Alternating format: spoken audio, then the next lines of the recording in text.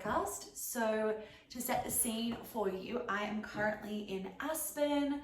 I'm staying at the Hyatt and it's beautiful here. I've got the fire going. I'm currently in my thermals because I've been skiing this morning.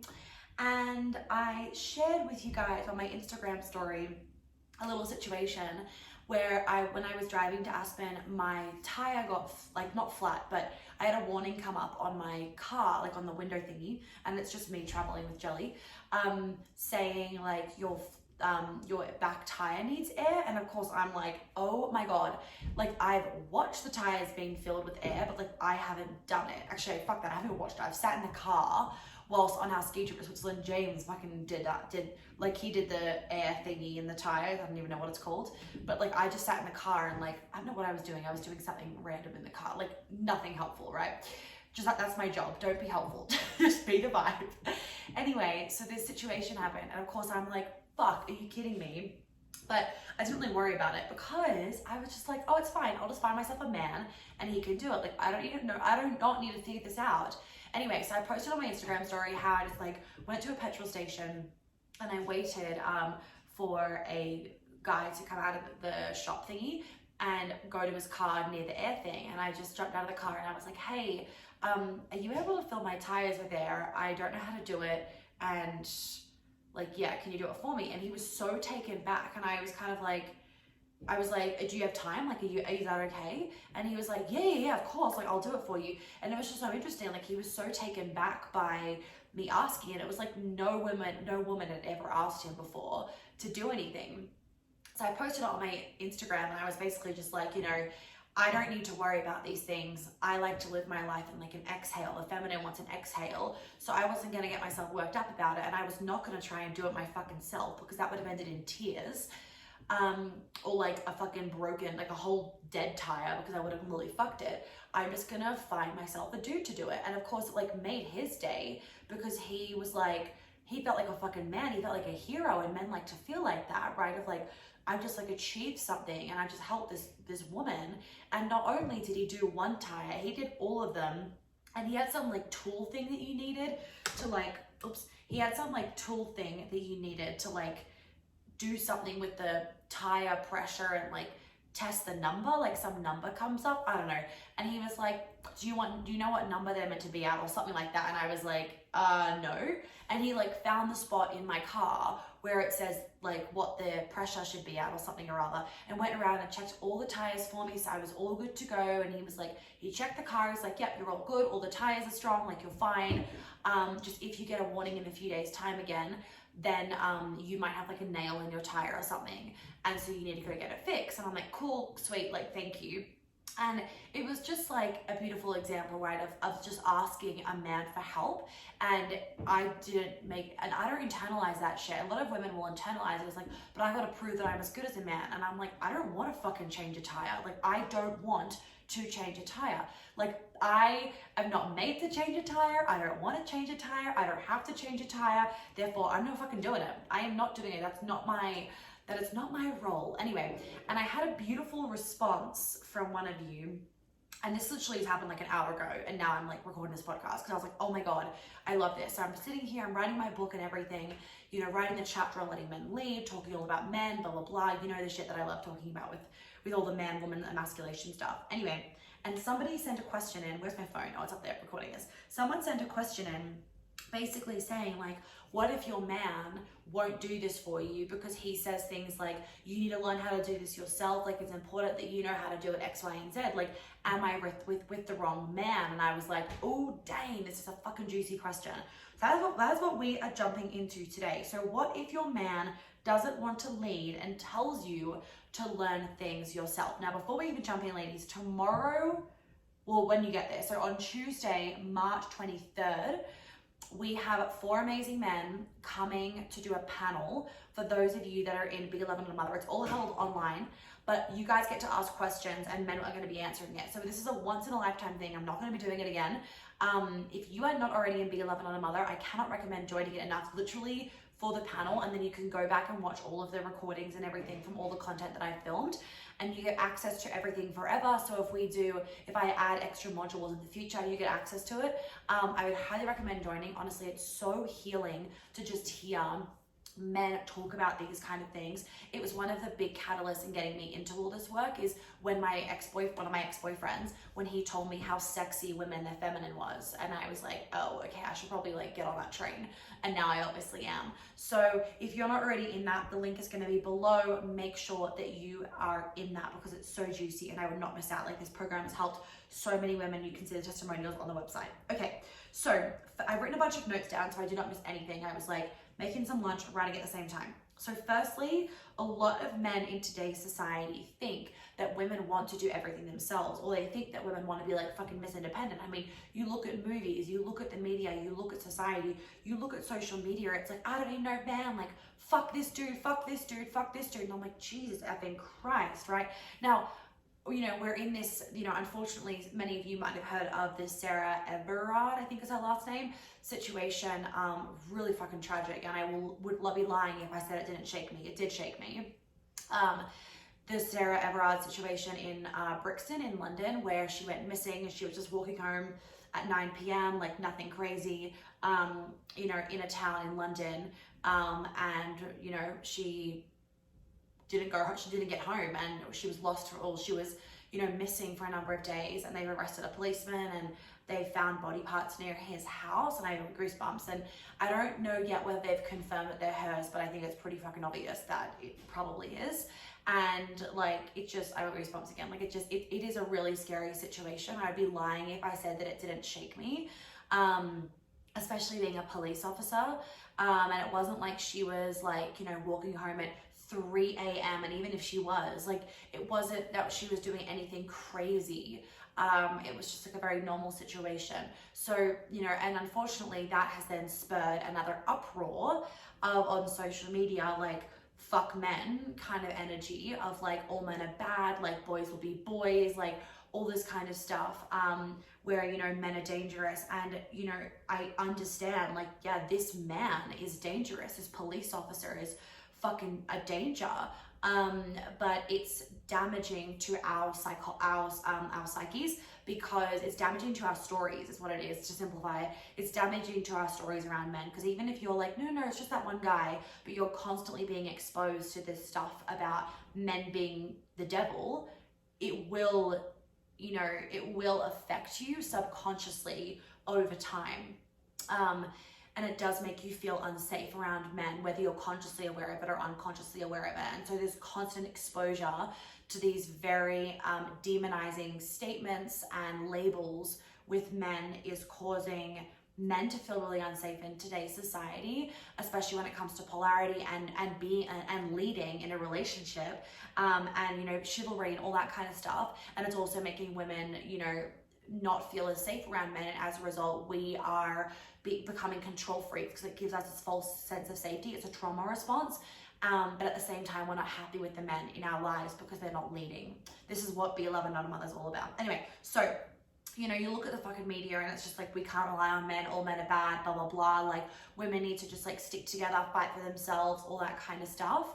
And it's like, where is that balance? And that's where I come in. So a lot of men can sometimes think that they're helping us by, you know, saying like, oh, let me teach you how to do it, or you need to know how to do this for yourself, or X, Y, and Z, or letting us be Miss Independent. They can think that they're helping us, or that they are afraid that if they do something for us, that they're saying that we're weak, right? Because some women internalize that as, oh, are you thinking I'm weak? Or they think that, you know, if they do start helping us too much, that we're not going to be able to survive in this world. Like, we need to know how to survive without them. And so it isn't often from a conscious scenario that they're doing it. It's often from a response to something, a trauma response, or they're actually trying to protect us in a roundabout way. Just like parents will like not do things for you because they're like, you need to learn for yourself. Then your partner could be doing a similar thing because he thinks he's doing the right thing by you, but you're like, no, I don't want to learn it myself. Like, I don't even know how to fucking fix a tire. You can do it for me kind of situation. Hi, Jelly. Oh, he's about to vomit. Okay. Okay, sorry, I don't know what happened there. Jelly sometimes does these like little vomity things. It's like he's like coughing up phlegm or something. I don't fucking know, but he does them really frequently. Anyway, I don't know what that is about. So what I was saying is that like sometimes it can be from like a protective response when we're like, but I don't want to know how to do it. Like I want you to do it, right? So I totally get that. So a lot of women, the thing though is a lot of women in society, they want to be able to do everything for themselves. So maybe your partner has been with a woman in the past where he didn't have to do anything because she wanted to do everything. So there could be that dynamic where he's then kind of thinking that you're the same when you're not the same. So remember that a lot of partners, they will act out their previous relationships because they assume that it's like the same when it's not. So if your partner was in a previous relationship where the woman wanted to know how to do everything herself and would be like, show me how to do it so I can do it for myself next time. Maybe he's thinking that you want the same thing when you're like, no, I don't give a fuck. I don't want to know how to do it myself, right? And some men will then go, why don't you want to know how to do this yourself? Like, Monica, you should know how to do this yourself. And I understand that they're like, you should know how to do it yourself. But I'm just like, I don't want to know because I believe that I can have men in my life or other people that can do those things for me. So even an example, which I'll talk about in a second, is like staying at hotels. It means that I don't have to fucking, bring my own bags up to my room. Or if there's an issue, I don't have to solve it. Like last night, the carbon monoxide alarm was going off before I went out. And I just phoned the front desk and they were like, oh, it might be the carbon monoxide alarm if you're hearing that beep. I'll get the electricians or something rather to come up.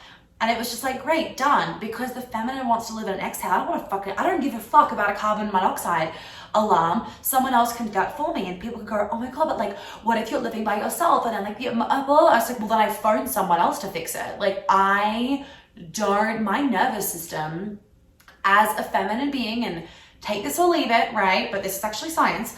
Like science has proven that women have more sensitive nervous systems. My nervous system is not made to deal with all these fixing things in life of like dealing with how to do this and this. I mean, that's just too fucking much. I'm like, I don't want to have to like remember all of that, to know how to do it all. It feels so much easier and better when there's a problem to just like get someone else to sort it out. I much prefer that. So back to my notes. So question for this person that asked this question around like, what if my partner, wants me to learn everything for myself or thinks that I should learn it myself and he shouldn't do it?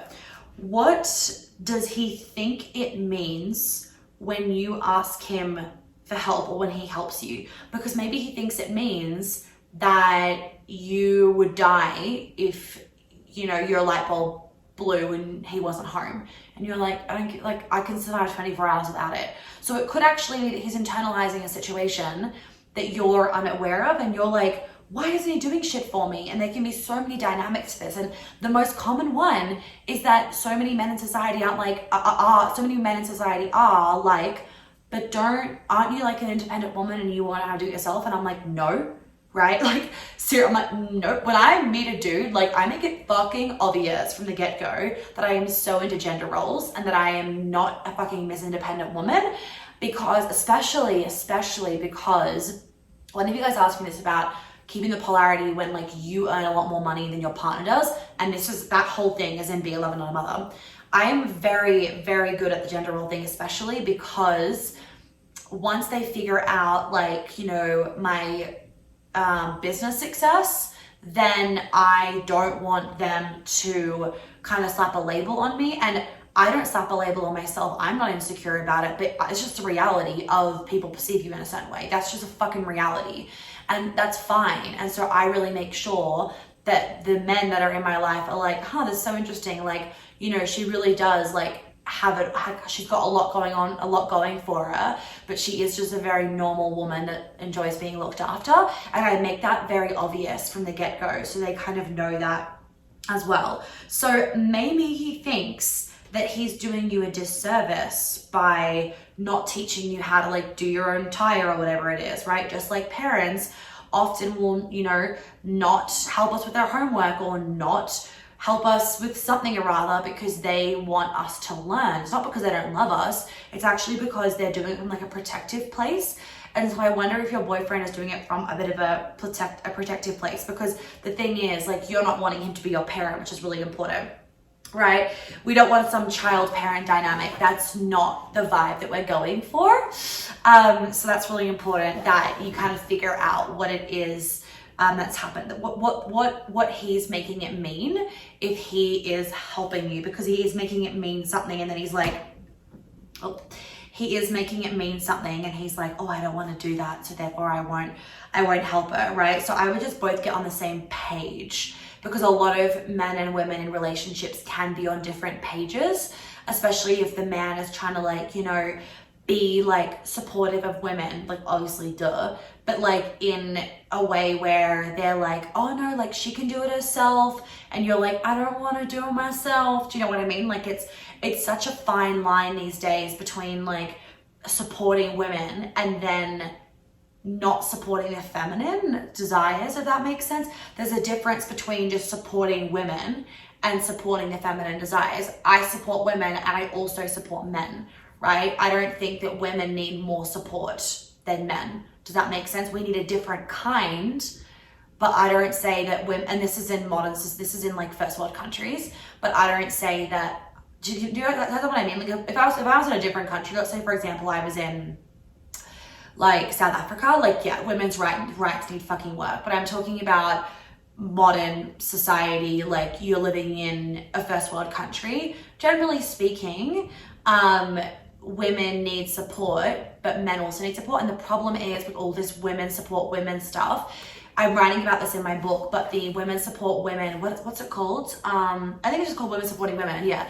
That movement is fucking bullshit. And the reason why I say it's bullshit, and this is gonna be my book and maybe I'll do another podcast on it. The reason why I say it's bullshit is because it's like very often, not always, it's very often a facade.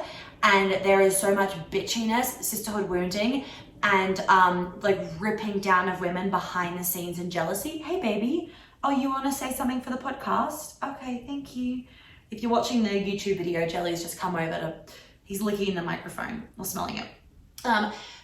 You know, women are actually ripping down other women behind the scenes, or they're, you know, judging other women, or it is like a witch hunt. It's the cancel culture. And so the women supporting women stuff, I just say is most of the time fucking bullshit. Just, yeah, but we're gonna do a whole book chapter on that. And I am manifesting to have my book done by May, so that we can start going in through the editing process and all that kind of stuff. Because I know that it takes a while. Okay, the other thing that I wanted to say, I'm also going to put this question and this situation in the question box for the panel chat on Tuesday. So I'm also really curious to see what the men say about this. Okay, next thing. Many young men growing up nowadays are a new caliber of man. They have been raised to be so supportive of women, which is fucking amazing. And sometimes they have lost like the masculine leadership, because that can be that's being demonized, right? A lot of masculinity is being demonized now in society, and so as a result, these men are, you know, not holding open doors, not paying for bills, not, you know, not knowing how to change a tire, or getting their woman to do that kind of stuff, or saying things like, let me show you how to do it so that you can do it too. And whilst they are supportive things, and I mean, you can see how, you know, your partner being like, oh, let me show you, babe, how, so you know how to do it too. He is supporting you. Like, I totally see that. It's just that you're like, I don't fucking want to know how to change a tire. Like, when our tire burst in Switzerland, I just sat in the car and looked after Jelly. I gave him a hug. I was the supportive, grounded one, and I was chill. And he was like, just sit in the car, wait. I was like, okay. So I just sat in the car and waited, and I was kind of turned on by the whole thing, to be honest. So, like, it really, yeah, swap the perspective, because he's probably doing it from a place of love, and you just need to explain to him that you don't fucking want to know how to change a tire. Like, and if he thinks that's like naive or whatever, you can kind of explain the situation to him. My dad probably sometimes would be like, oh, that's so stupid, Monica, you should figure out how to do it yourself. And now over time, he's just like, okay, now I get where she's coming from. And also, like, I'm not going to change her mind, so like, stop trying. And that's me. Like I'm not stubborn. I just know what I want and what I don't want, and I don't want to know how to change a tire. I don't give a fuck how to change a tire. And I'm going to explain why I don't give a fuck in a little bit. So some of the young men that are coming through are awake to the divine feminine, right? Different to women supporting women. They are awake to the divine feminine. A lot of the women supporting women movement is like also combined with the fuck men. Or like pro women, women are better than men. Whereas the divine feminine, when you're in your divine feminine, you fucking love the shit out of men that you just like can't get enough of them. Like that's the difference, okay? So some of the young men are waking up to the divine feminine, which is amazing. Yet many young men are also thinking that we want to do everything ourselves. And the thing is, many women do want to do everything themselves because they haven't, found my work yet.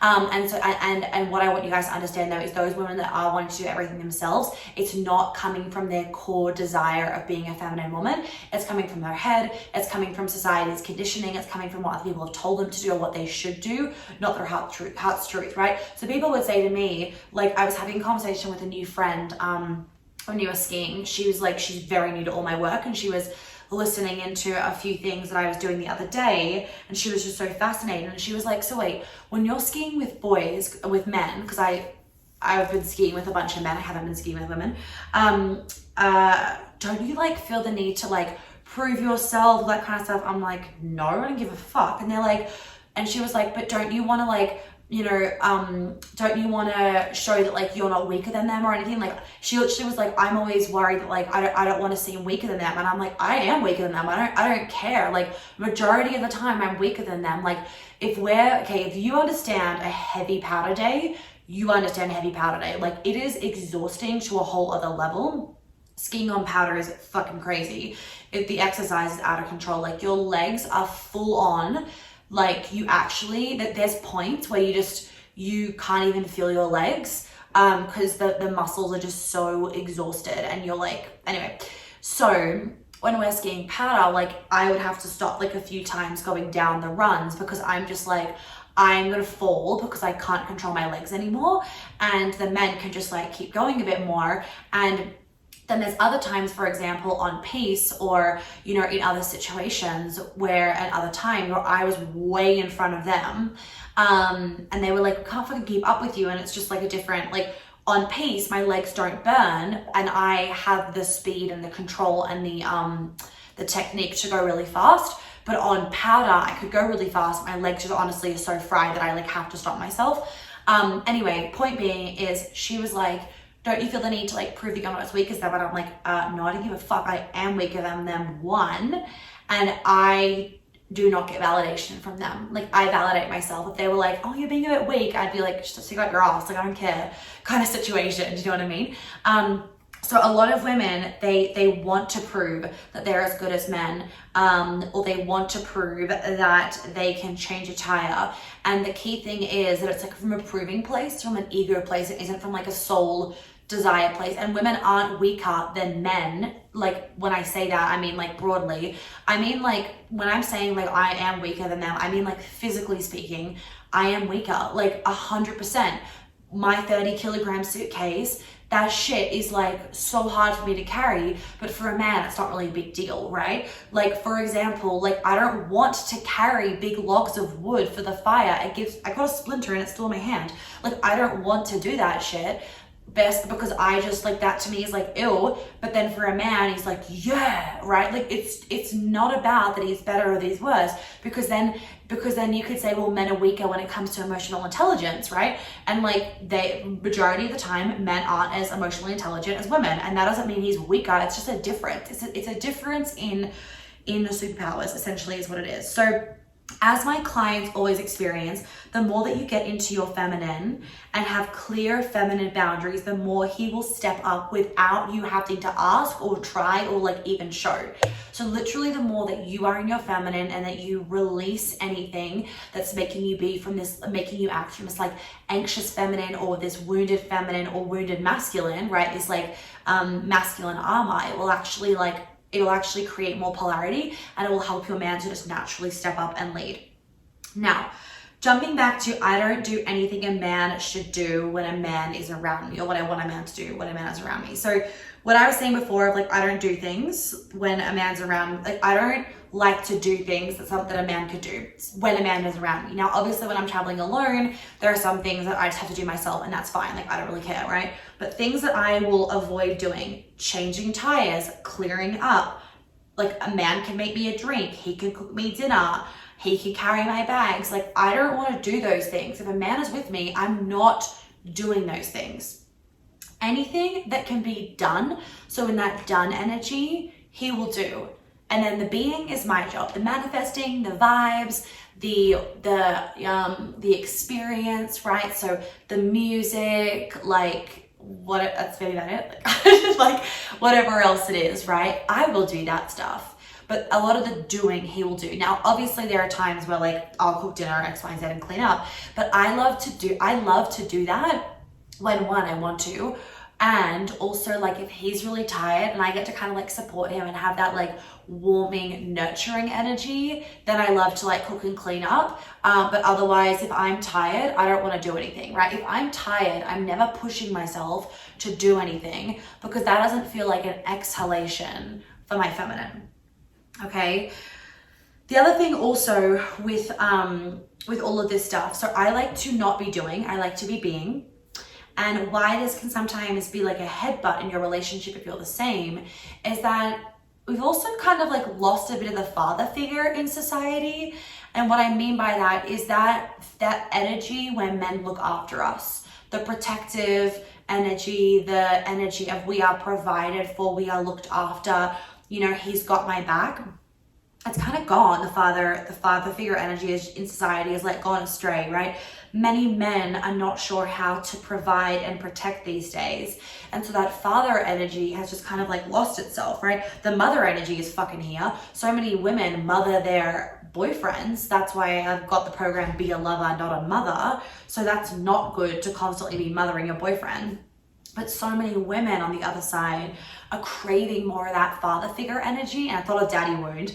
They're craving that father figure energy of knowing that they are looked after and so protected by the men in their lives, romantic or not. I'm going to give you guys a picture. A lot of you would know my friend Dom. He's been on my podcast a number of times. I've been on his. I just coached in his mastermind with the Always Beautiful Men. It was fantastic. So I am looking for my apartment in New York, and I actually found it, and it's fallen through because I don't want to live there anymore because Dom, beautiful Dom, went to go see it for me. Now, he is a father figure energy in my life, right? He is, it doesn't matter whether he's older or younger than me, it doesn't matter. The father figure energy is just an energy, okay? He is a bit older than me. I think he's 40 or 39, one of the two. God doesn't fucking look it, but I think that's what he is. I think that's his age. Anyway, he is such a beautiful father figure energy to me. Like if I need something, he will do it. He will absolutely do it. So I asked him if he'd be able to go and view this apartment for me. I wanted to make sure that it was a vibe, X, Y, and Z, and he knows me inside and out. And he went at a time that suited him. I really appreciated it. You know, asked about, like, he oh my God, just like, he didn't just go and have a quick look around. He went and he pointed out things to me like, Monica, there's a bit of sound from here, right? Like, you know, the ceilings are this tall, like we're missing this, you need to pop this in, like factor in this. And then he like was walking around the outside of the building and there was a lot of public housing and he was like, you're not fucking living here. I was like, no, I'm not. Nothing wrong with public housing. It was just like a safety thing, right? Of like, he was like, there's nothing around. It feels a little bit dodgy. Like I really would not be staying here. I know you're not gonna like this. And that father energy of just like, I've got you, I'm gonna provide for you, I'll protect you, and I'm gonna go view this apartment for you. Like, he went out of his fucking way to go and spend an hour or an hour and a half, however long it like took him to get out there and get back and view it, to do that. And so many women are craving that ability to rely on men in that kind of way and ask men for that support with nothing being hung over their head. No, like, I did this for you, now you have to do this for me. Just this pure loving energy of like, I've got you, I'm gonna go do this for you, right? So many women, because they're people pleasers, they're afraid that the men in their lives are gonna do the same, right? So they'll go do this for you and then like blackmail you with it later, or like hang it over your head of like, well, I did this, so now you owe me this kind of situation. Or, you know, the man's gonna say like, yeah, I'll do it, but like resent them for it. So we've really lost a lot of that father energy because also so many men don't feel safe to be that father energy. They don't feel safe to provide and protect because they're like, they're like, what if she thinks that I'm a misogynist, or what if she wants to be Miss Independent, and blah blah blah. So many men are like walking on this fucking line, like fine line in society, and just feeling so unsure of like, how am I meant to be showing up right now? And so it really is our job as women now to kind of just give that little bit of guidance of like, hey, like, it's safe for you to show up like this. It's safe for you to pick up the bill, to walk me home, to call me in the morning, right? To tell me where and when to be for our date. Like, I fucking love that shit. Like, please do more of it. It is a little bit of our job, and I dive into this way more and Be a Lover, Not a Mother. So please go into there if it's calling you, okay? So whether the men in your life are romantic or not, they can still be providing this father figure energy. I've got some beautiful male friends in my life, and it's the same. It's providing that father figure energy, or that brother energy, right? But it's not about lover, right? It's literally like an I've got you energy. And a lot of women are craving that, and society is craving that, and we have lost it because I believe of the demonization of men in the media and in society. Okay, so with this question, let me repeat the question of like, I want my boyfriend to do this, but when I ask for things, he's like, you need to learn it yourself, blah, blah, blah. Am I with the wrong men? So whilst your boyfriend has a point, and you do need to learn how to do some things in life, right? This is personal, I have a hard fuck no to needing to learn how to like fix a light bulb, change a car tire, lift heavy bags, etc. And the reason why is because, generally speaking, I don't put myself in situations where I'm alone and would have a life-threatening issue, right? So for example, like, I'm not going to drive from London to Switzerland in the middle of the night, because then I would have been alone with a broken down car. Like, I'm not gonna fucking do that, right? I'm not gonna go on some crazy ass 14-hour road trip by myself that I've never done before in the middle of the night, for example. I'm not going to, go down a double black when I'm skiing if I'm not with a man. Why? Because I don't want to like go down a fucking tree ditch and then get stuck and not be able to climb myself up, because I'm panicking because my nervous system can't regulate itself as quickly as a man can, or because I get physically exhausted faster.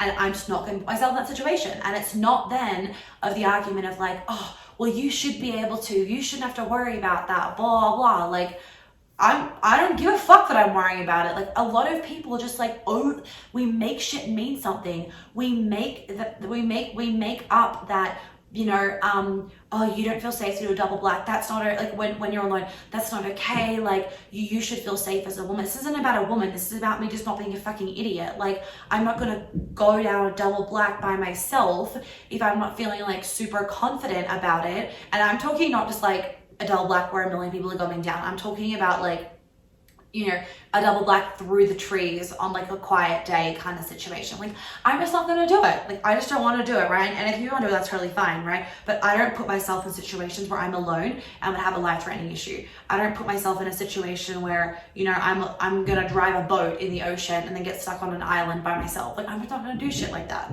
Does that make sense? And then also with like the light bulb, it's like, well, I just hire someone else to fix the light bulb, right? I pay the hotel staff to carry my bags. I don't drive for a long time in the night unless I'm with somebody else.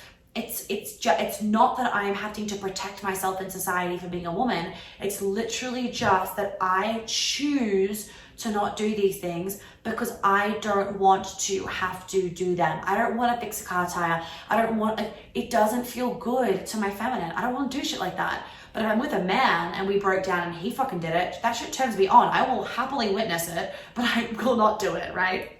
That's the difference. So I don't want to fix shit. Because I don't want to fix shit. I also don't need to learn how. Also, if I really needed to know how to fix a light bulb, I could just Google it. If I really needed to fix a car tire, I could just YouTube it. Do you know what I mean? Like, there are instructions. It's just that I'm not going to put myself in that situation if it's likely to happen, like, full stop, right? Also, a blown light bulb for 24 hours is not really a life-threatening situation. Like, it's not gonna kill me. So I know the basics. I'm not an idiot. I know the fucking basics. If I need to fix a car tire, I honestly could, because it's not that hard to do. You know, and I know how to like flick the switches of a fuse box. Maybe that really proves it. I know how to flick the switches of like a fuse box if the fuse goes off or whatever. And also, when shit like that happens, I just get my phone, right? I just phone a man. Okay, if I'm alone, I phone a man, get him to fix it. Like, luckily, no matter where I am in the world, somebody is awake. There is a man awake to help me. And I can phone them and they can do it, or I get somebody else in, right? I just pay someone to do it in. Like, I can carry my bags, but I choose not to, okay? I know that if there's a blackout, don't eat the food out of the fridge. Like, I'm not an idiot. I just choose to not have to do things, do is masculine. I choose to not have to do things that I don't want to do. Okay, now, going back to this question, coming back to men that aren't taking the lead.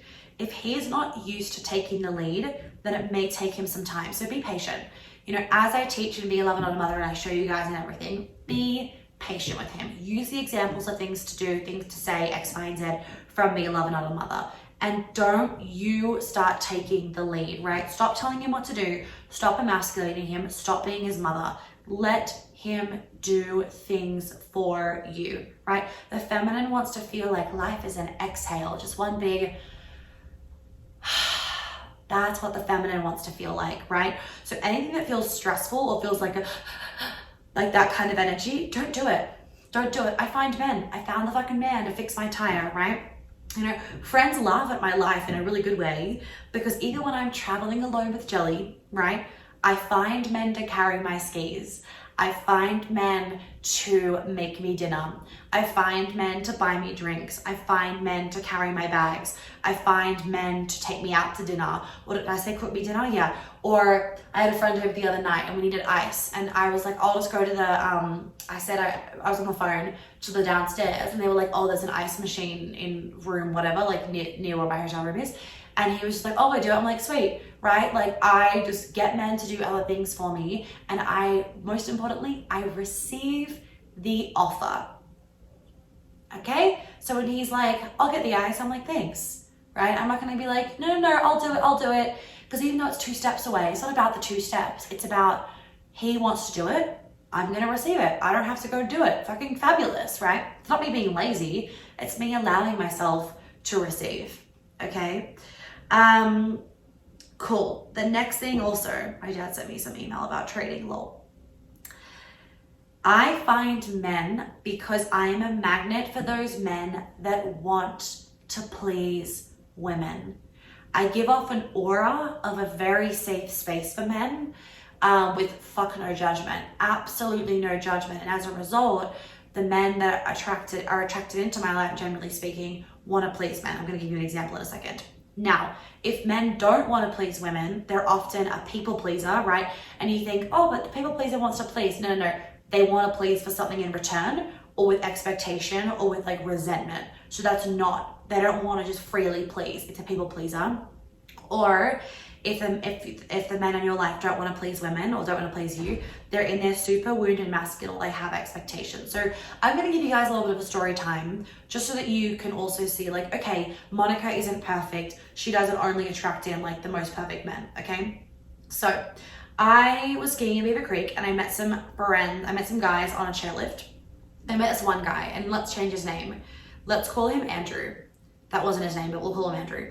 I met him on a chairlift, and he was on like a boys' weekend, right? So I then ended up hanging out with the boys, and they kind of loved it because I knew the mountain better than they did, and I'm quite a good skier, so it like pushed them to be better skiers. Anyway, so we skied together for like a few days on and off.